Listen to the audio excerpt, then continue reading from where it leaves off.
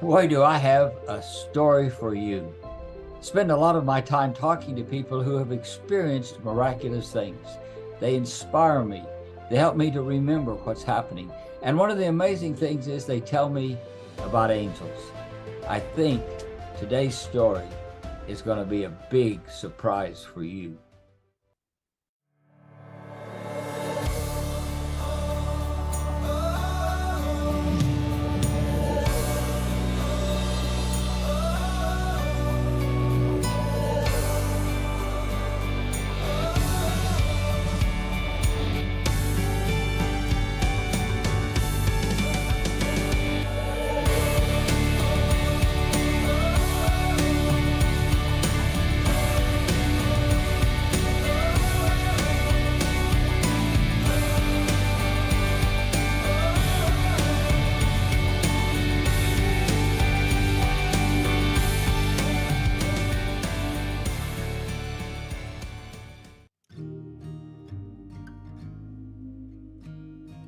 It may surprise you to learn that 67% of the American population believe in angels.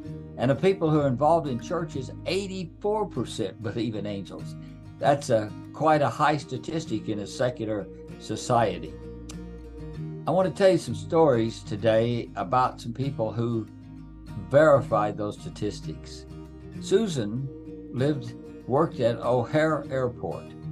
She began to develop pain, began to feel her stomach extending, began to be distended, and was struggling.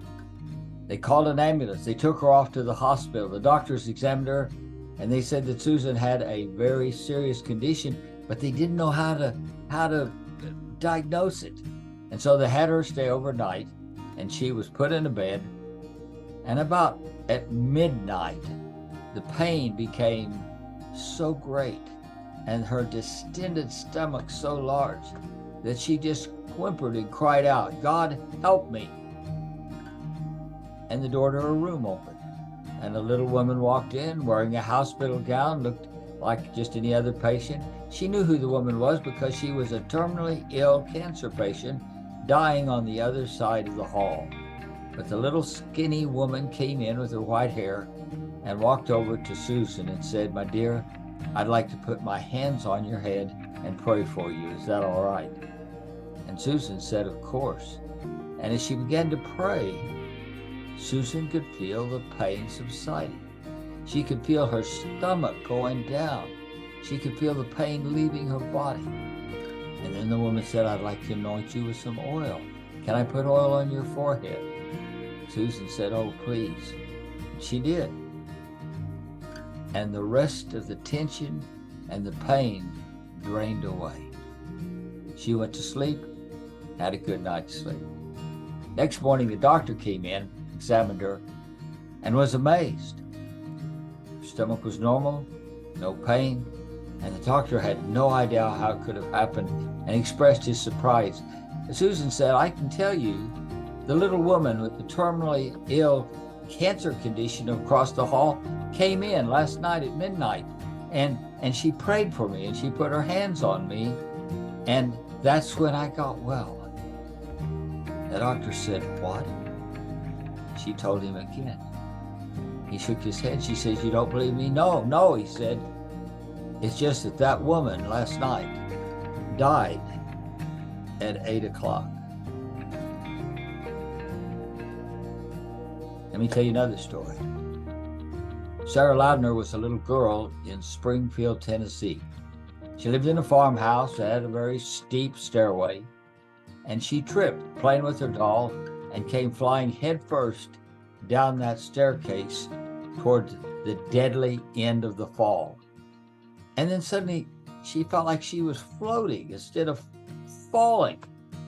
And beneath her was a man. And he was a big man, a strong man, and he held out his arms.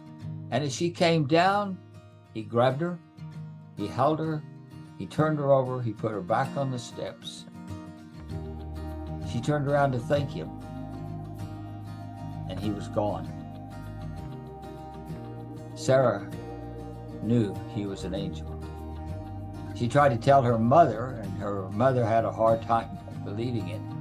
Several years later, her mother asked her again. Sarah told her exactly the same story. And this time, her mother believed Sarah had been saved by an angel. Now, I tell you these stories because you have a guardian angel. Whether you've experienced the angel or not, you do. And the angel has been there at difficult times in your life and will continue to be. Don't be afraid to turn to the angel. Don't be afraid to ask the angel's help. You might even want to ask the angel what his name is. Just remember, my friend, miracles never cease.